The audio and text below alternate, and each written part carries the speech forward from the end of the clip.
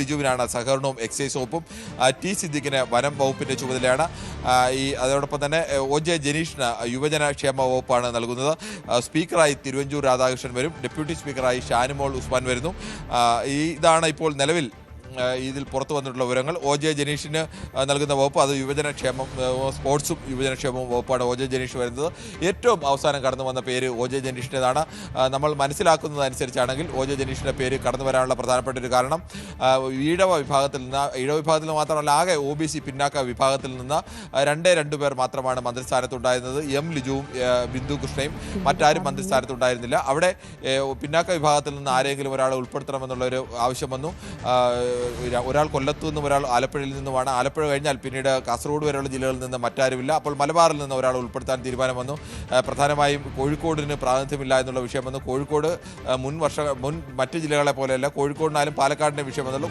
തുളസി വന്നതോടുകൂടി പാലക്കാടിൻ്റെ പ്രാതിനിധ്യമായി. പിന്നീട് കോഴിക്കോടായിരുന്നു പ്രധാനം. കോഴിക്കോടാണ് ഏറ്റവും വലിയ വിജയം. ഇടതുമുന്നണിയിൽ നിന്ന് പിടിച്ചെടുത്തൊരു ജില്ല എന്ന് പറയുന്നത് കോഴിക്കോടാണ്. കോഴിക്കോടിന് പ്രാതിനിധ്യം വേണമെന്നത് ഷാഫി പറമ്പിലടക്കം ഗൗരവമായി ഈ വിഷയം ഉന്നയിച്ചു. അതിലിടപെട്ടു. ഒരാൾ കോഴിക്കോട് നിന്ന് കൊടുത്തേ മതിയാവൂ എന്നുള്ള നിലപാടിലേക്ക് ഷാഫി പറമ്പിലെത്തി. ഇതേ തുടർന്ന് അത് ന്യായമായ ഒരു ആവശ്യമാണ്. അത് അംഗീകരിക്കാതിരിക്കാൻ കഴിയാത്ത ഒരു അവസ്ഥ വന്നു.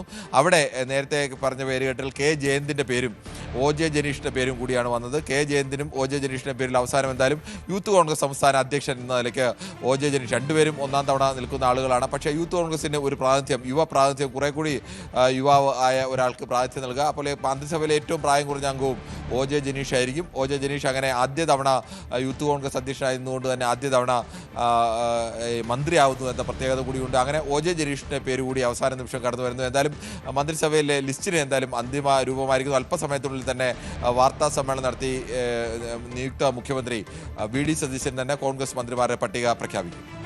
അതെ, ഇനി വാർത്താ സമ്മേളനത്തിനായി എല്ലാവരും കാത്തിരിക്കുകയാണ്. നിയുക്ത മുഖ്യമന്ത്രി VD സതീശൻ ലോക് ഭവനിലെത്തി ഗവർണറുമായി കൂടിക്കാഴ്ച നടത്തി. ലിസ്റ്റ്, മന്ത്രിമാരുടെ ലിസ്റ്റ് കൈമാറിയിരിക്കുന്നു. അവിടെ നിന്ന് അദ്ദേഹം മടങ്ങി. ലോക് ഭവനിൽ കൂടിക്കാഴ്ച ഏതാണ്ട് 15 മിനിറ്റ് മാത്രമാണ് നീണ്ടുനിന്നത്. അവിടെ നിന്ന് അദ്ദേഹം മടങ്ങിയിരിക്കുന്നു. അദ്ദേഹത്തിന്റെ വാർത്താ സമ്മേളനത്തിനായി കാക്കുകയാണ്. ഒപ്പം തന്നെ ലീഗ് ഹൗസിൽ ലീഗ് നേതാക്കളും മാധ്യമങ്ങളെ കാണും എന്ന അറിയിപ്പ് വന്നിട്ടുണ്ട്. അത് ഉടൻ തന്നെ നടക്കും എന്നതാണ് പ്രതീക്ഷിക്കപ്പെടുന്നത്. അടുത്തടുത്ത് തന്നെ ഘടകകക്ഷികൾ വാർത്താ സമ്മേളനം നടത്തി അവരുടെ ലിസ്റ്റ്, ആരാണ് അവരുടെ ചോയ്സ് എന്നത് വ്യക്തമാക്കുമെന്ന് പ്രതീക്ഷിക്കുന്നു. നേരത്തെ തന്നെ നേതാക്കൾ അത്തരമൊരു സൂചനയായിരുന്നു നൽകിയിരുന്നത്.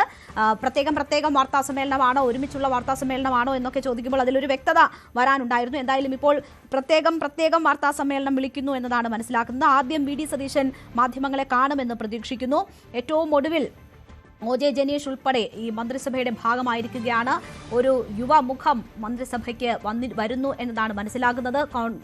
കോൺഗ്രസിൽ തന്നെ തലമുറ മാറ്റം എന്നൊക്കെ പറയാൻ പറ്റുന്ന ഒരു മന്ത്രിസഭയാണ് അധികാരമേൽക്കാൻ പോകുന്നത്. VD സതീശന്റെ നേതൃത്വത്തിൽ അല്പസമയത്തിനകം അദ്ദേഹത്തിന്റെ വാർത്താ സമ്മേളനം നമ്മൾ പ്രതീക്ഷിക്കുന്നു.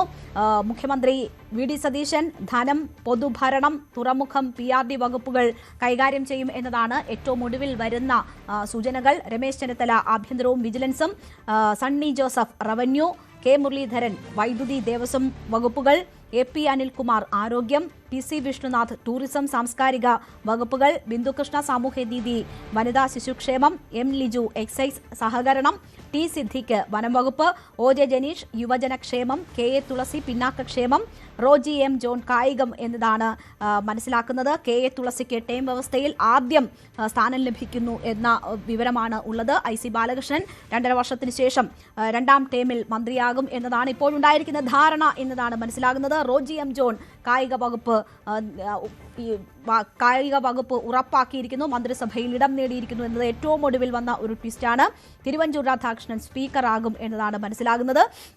ഇത് തന്നെയാണോ ഫൈനൽ ലിസ്റ്റ്, ഔദ്യോഗികമായി പ്രഖ്യാപിക്കാൻ പോകുന്ന ലിസ്റ്റ് എന്നതാണ് നമ്മൾക്ക് അറിയേണ്ടത്. ഗവർണർക്ക് പൂർണ്ണ പട്ടിക തന്നെ കൈമാറിയിട്ടുണ്ടോ എന്നത് സംബന്ധിച്ചുള്ള വിവരങ്ങൾ ഉണ്ടാകണം. എന്തായാലും VD സതീശന്റെ വാർത്താ സമ്മേളനം അല്പസമയത്തിനകം ഉണ്ടാകും. എല്ലാ ഒരുക്കങ്ങളും അവിടെ പൂർണ്ണമാണ്.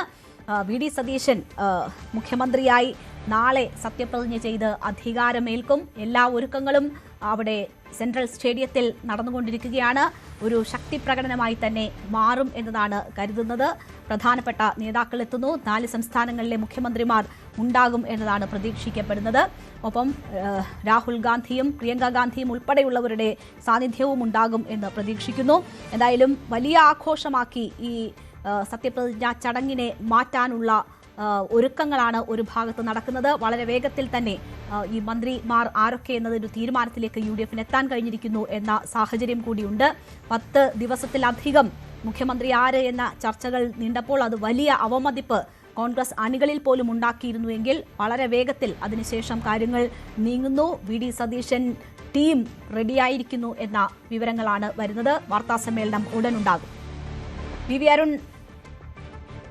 വി ആറിലേക്ക് വരാം. ആർ കിരൺ ബാബു നമുക്കൊപ്പം തുടരുന്നുണ്ട്.